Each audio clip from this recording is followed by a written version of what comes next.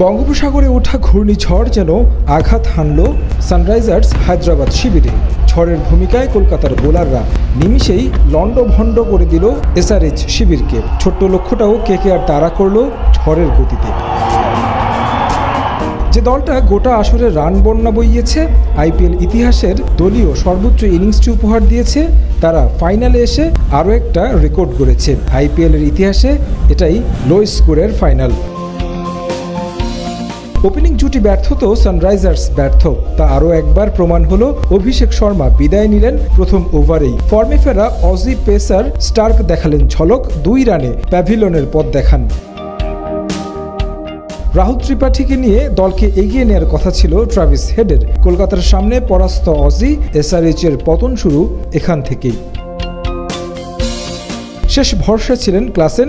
হর্ষিত রানার ভেলকিতে ফিরেছেন 16 করে। দলীয় রানটা তখন 100 পার হবে কিনা সেটা নিয়েই সন্দেহ তৈরি হয়েছিল। অধিনায়ক প্যাট কামিন্স ব্যাট হাতে শেষ লড়াইটা করেছেন। 24 রান আসে তার ব্যাট থেকে, 113 রানে গুটিয়ে যায় সানরাইজার্স।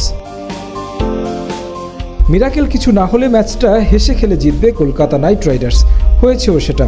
তবে শুরুতে একটা ভয় ধরিয়েছিল এসআরএইচ অধিনায়ক প্যাট কামিন্স।